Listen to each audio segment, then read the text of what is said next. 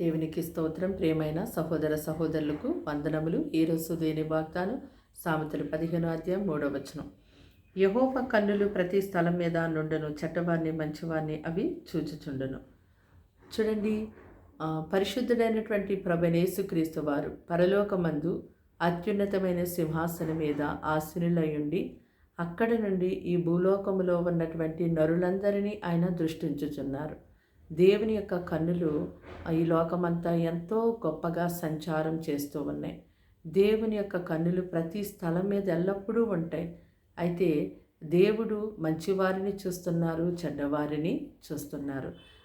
మంచి కార్యములు చేస్తూ దేవుని కొరకు నీతిమంతులుగా జీవిస్తున్నటువంటి వారిని దేవుడు చూస్తున్నాడు. వారికి తగిన ఫలాన్ని ఆయన తప్పకుండా ఇస్తారు. అలాగే చెడ్డవారిని ఆయన చూస్తున్నారు. ఈ లోకంలో ఇతరులకు అన్యాయం చేస్తూ మోసగిస్తూ మరి అబద్ధంతో మోసంతో ఎంతో బాధకు వేదనకు నష్టానికి గురి చేసి ఎంతో ఇతరులను బాధ పెడుతూ సంతోషిస్తూ జీవిస్తున్నటువంటి దుర్మార్గమైనటువంటి ప్రవర్తన కలిగినటువంటి దుష్టులను దేవుడు చూస్తూ ఉన్నాడు. అటువంటి వారికి దేవుడు ఏ ఫలము ఇవ్వాలో ఆయనకి తెలుసు. కనుక ఈ లోకములో దుష్టులుగా దుర్మార్గులుగా జీవిస్తున్నటువంటి వారి యొక్క అగడాలను చూసి లోక జనులు మాట్లాడుతూ ఉంటారు కదా, దేవుడు వీరిని చూడటం లేదా, దేవుడు ఎందుకు వీరిని ఇలాగ వదిలిపెట్టేస్తున్నారు, వీరికి శిక్ష వెయ్యాలి కదా అని చెప్పి మాట్లాడుతూ ఉంటారు. అయితే దేవుడు మంచివారిని చూస్తున్నారు, చెడ్డవారిని చూస్తున్నారు. అందుకని అన్నారు కదా, అన్యాయం చేయవాడిని ఇంకా అన్యాయమే చేయనేమో, పరిశుద్ధుడిని ఇంకా పరిశుద్ధుడిగానే ఉండనేమో, అపవిత్రుని ఇంకా అపవిత్రులుగానే ఉండనేమో. తప్పకుండా ఎవరి క్రియలు బట్టి వారికి నేను ప్రతిఫలాన్ని జీతాన్ని తీసుకుని రాబోతున్నాను అన్నారు. నిజమేనండి, మంచి వారికి ఆయన మంచి ఫలాన్ని తీసుకుని రాబోతున్నారు. చెడ్డవారికి కూడా వారికి తగిన ఫలాన్ని ఆయన తీసుకొని రాబోతున్నారు.